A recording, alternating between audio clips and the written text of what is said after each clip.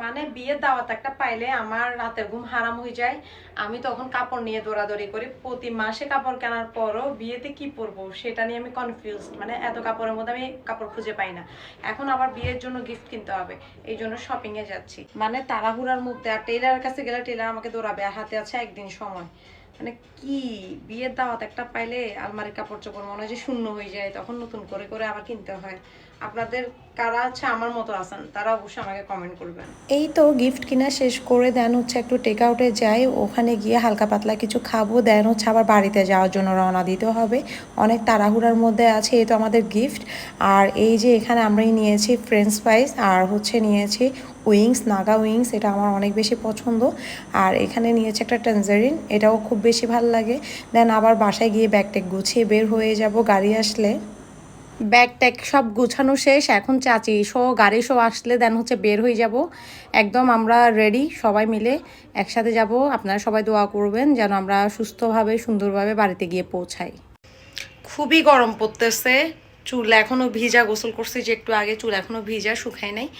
দেখি অপেক্ষা করতে করতে এই পর্যন্ত। আজকে রাস্তায় প্রচুর জ্যাম, কারণ 3 দিন টানা বন্ধ, এই জন্য সবাই হচ্ছে যে চারদিকে যাচ্ছে। আমরা তো গ্রামে বিয়ে খেতে যাচ্ছি, আর বিয়ের আপডেট আপনাদের সাথে শেয়ার করব প্রতিদিন। হলুদ বিয়ে যেটাই হোক, মেয়ের বিয়ের প্রোগ্রাম তো অল্পই থাকে, তো যাব দেখি কি হয়। আল্লাহর নাম নিয়ে রওনা দিয়ে দিয়েছি। রাস্তায় প্রচুর জ্যাম, টানা 3 দিন বন্ধ থাকার কারণে মানুষ অনেক বেশি দূর দূরান্তে যাতায়াত করছে, আর আমাদের মতো অবস্থা হয়েছে এক একজনের। জ্যামের মধ্যে বসতে বসতে অবস্থা খুবই খারাপ হয়ে যাচ্ছে। দেন জ্যাম ঠেলে একদম বাড়িতে পৌঁছতে দেখি যে একদম সুন্দর করে লাইটিং করা, সব কিছু খুব বেশি ভাল লাগছিল। চারপাশটা এত সুন্দর লাইটিং করা, একদম কালারিং লাইটিং, সব কিছু দেখে খুব ভাল লাগছিল।